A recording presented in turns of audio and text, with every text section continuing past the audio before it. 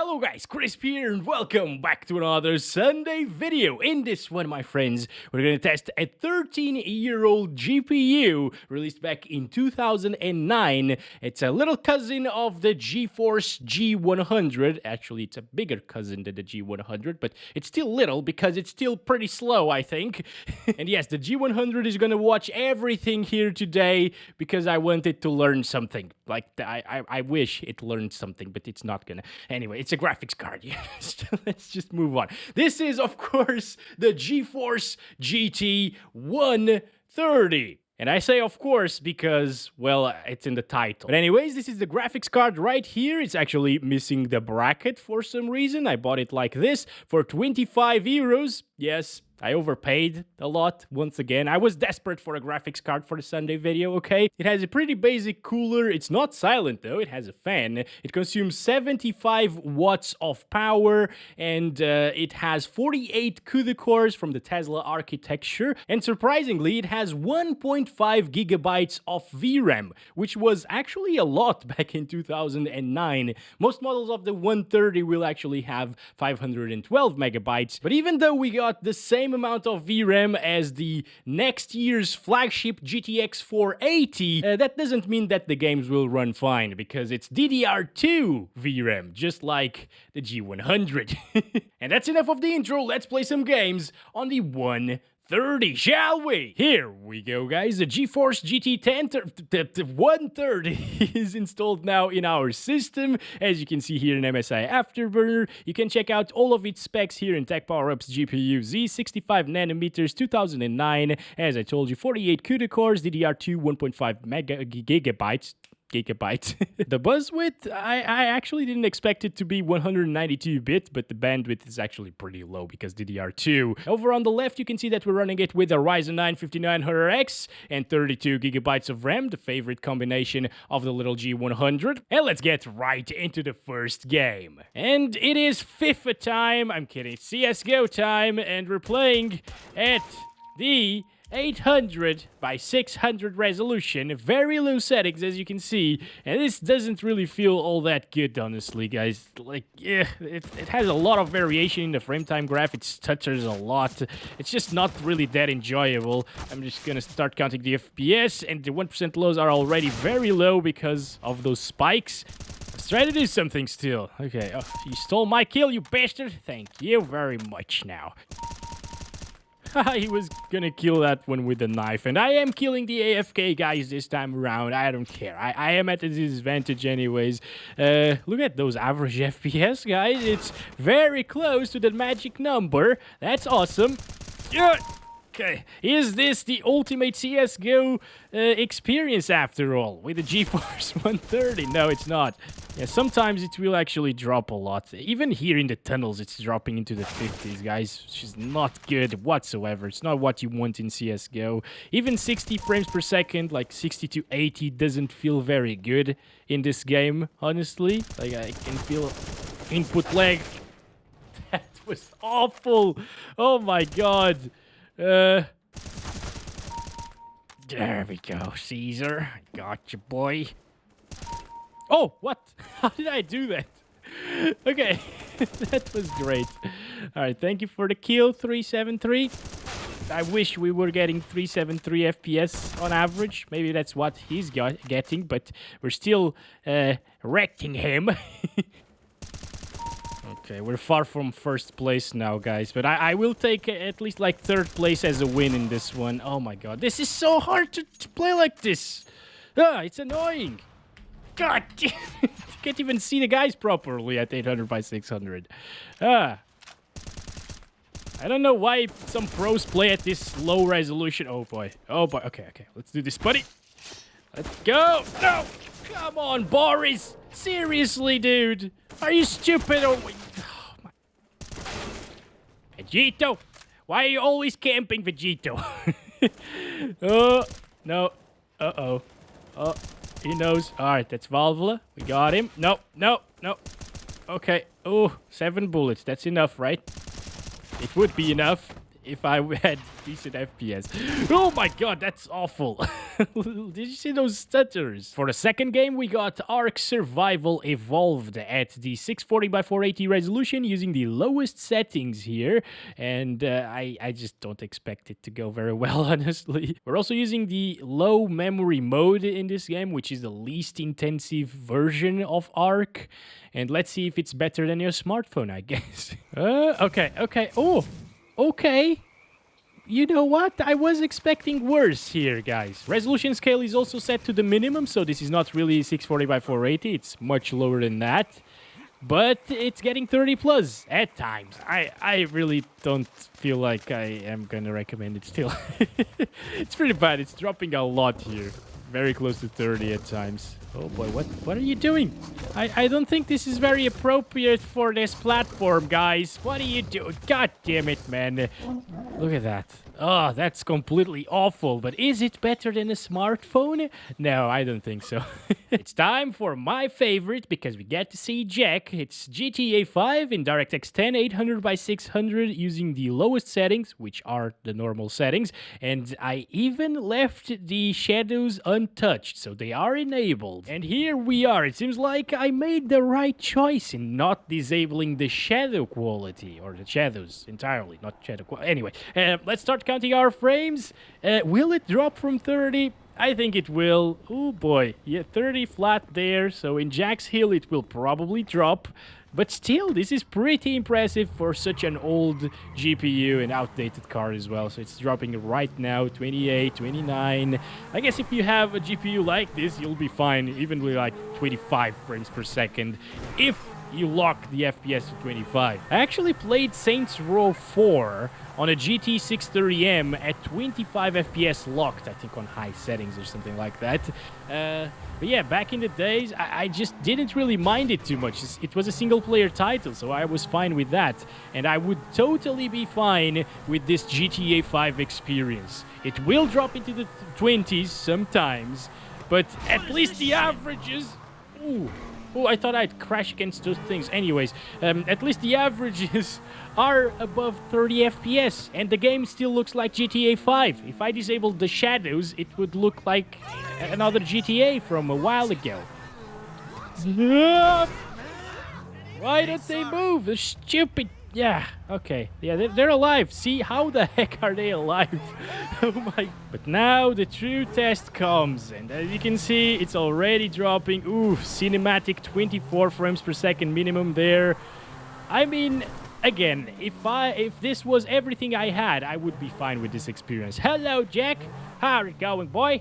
Are you good? Talk to me. He's talking to us. Good stuff, good boy. And also, the 1.5 gigabytes of VRAM in this GPU is definitely a very, very good plus in this game. Because if we had the 512 megabyte version, it would stutter a lot more. And now, inside of bushes, ooh, it drops from 20. That's rough. Oh, Bob. Hi, dude. How's it going? Totally forgot that you existed, to be honest. And now it's Battlefield time, and 2042 of course doesn't work, but this one is better anyways. It's Battlefield 3. We're playing at 800 by 600, low settings, preset. Oh, what are you camping?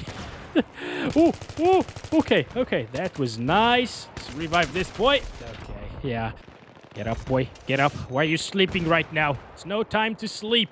Also, this is one of the least intensive maps in this game. So it's normal that we're getting like 50-something FPS. You should expect around like 40 on average in more intensive maps. Oh, what? Are you kidding me? I just spawned. This is more of what you should expect in other more intensive maps, you know? So not 50 on average, around 40 or so, which is pretty damn good still for a GPU like this, guys. You can play a AAA title from 2011. Yeah, still pretty hard to control it because I'm not used to these FPS. But it is playable, guys. It is playable. Not sure what my score is right now, but yeah, I can have fun like this still in Battlefield 3. What? come on. That was unfair. And now we're testing Dota 2 at the 720p resolution using the lowest settings and 75% resolution scaling. And this is a bit intensive, as you can see right here. I'm not playing the game myself. I'm just watching this live game here. And it seems like, well, while I was paused, we were getting down into like the 20s, I think, but now it is much better. It's getting 50s on average. It drops from 30 probably every now and again, but it's pretty solid, I think. I could play the game like this, absolutely. And this isn't a first-person shooter like Battlefield or CSGO, so it's much more manageable if you get below 60 frames per second. What happened? It got me out of the game now. What the hell? And now we're watching this one with no sound. This is lovely. Thank you so much, Valve. You don't make broken games whatsoever, you know. So I'll leave it right there for Dota 2. It's a pretty solid experience, very playable for a game like this.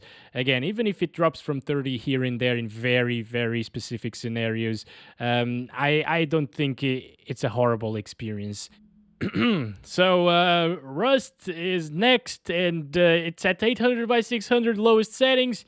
It's just a black screen full of errors, so there's that. Let's move on to the next one. Far Cry 3 now. We're playing at 800 by 600 DirectX 9 using the low settings, and to my surprise, it actually is very playable. Look at this. Isn't it, guys? Like, what? I can, like, move around. No stuttering issues whatsoever. It's awesome. I was expecting a lot worse coming from this in Far Cry 3. This is a 2012 AAA title. It looks really good. Not at 800 by 600 low settings, but it still looks decent like this. And I could play the game like this, honestly, guys. The story is amazing. I totally recommend this one. There are some very weird shadows in the ground, though, but it's pretty nice. It doesn't really move too much from around 40 frames per second, no matter where you are in the map, so that's a good thing. It's pretty stable, and it performs well. Let's see an explosion here.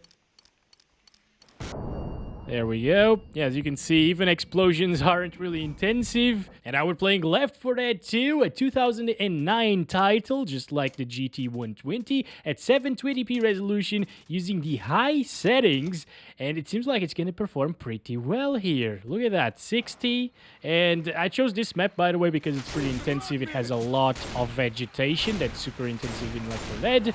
And it shows right here. It's getting 40s sometimes. In some maps, you might actually get 60s most of the time, but not in this one. It is still pretty playable though, and it shouldn't drop from 30 frames per second, so you'll be fine here. If you want 60 plus all of the time, of course, you can always play at the low settings. I played Left 4 Dead 2 a lot in my lower-end laptop at the time. Oh god, please help, thank you.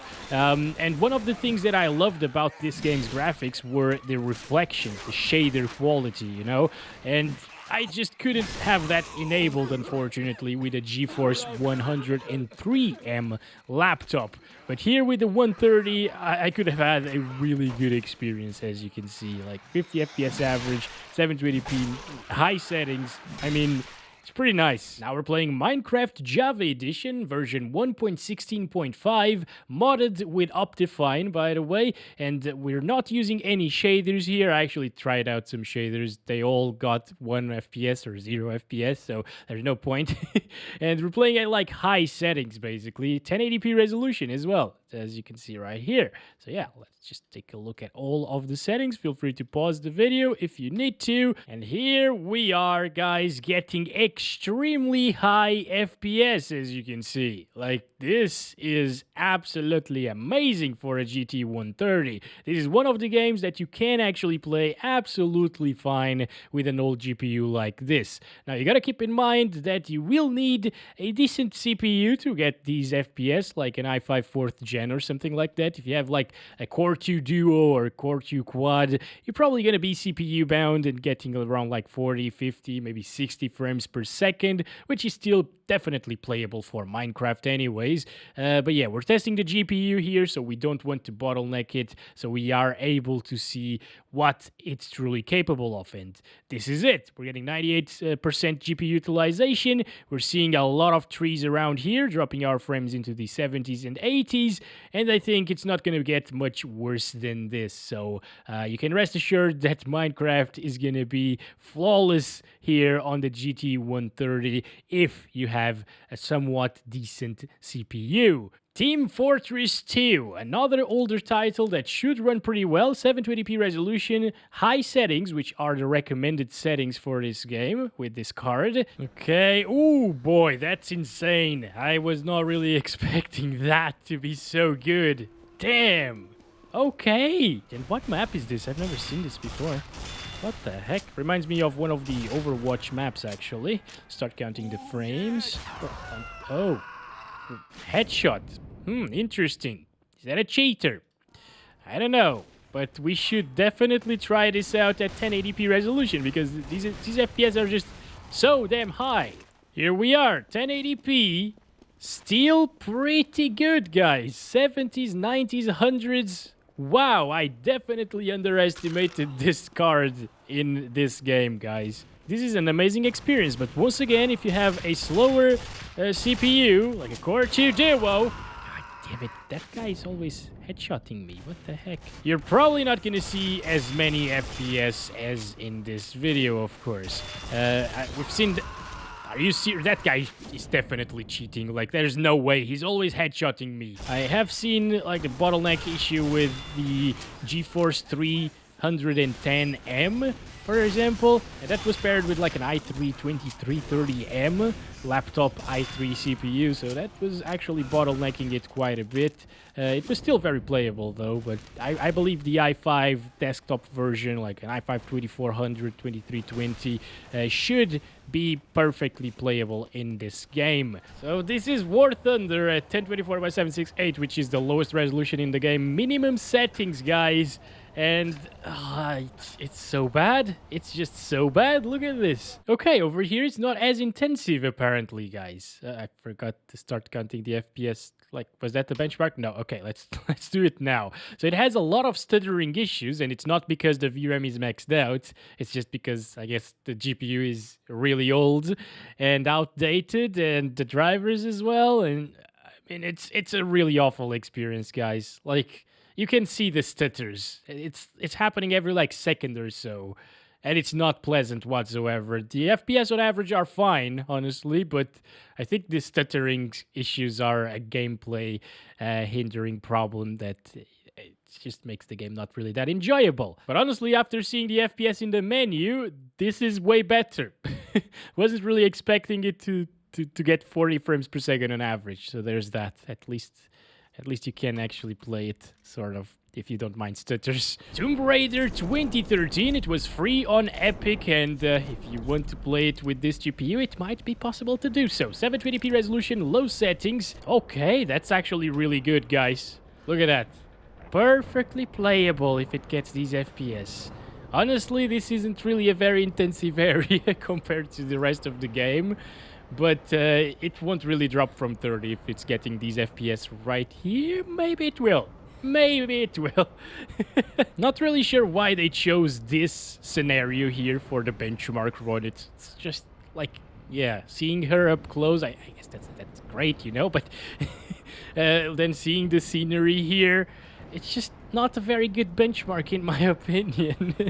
I think it might actually drop into the lower 30s, maybe higher 20s outside of this area, but it should be pretty playable anyways. And it's a 2013 title on a 2009 GPU that wasn't really the best, you know, so it's pretty impressive that it can actually play this absolutely fine.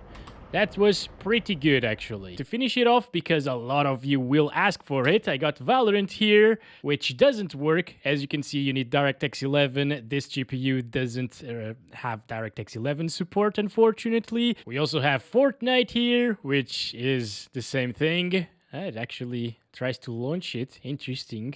There we go.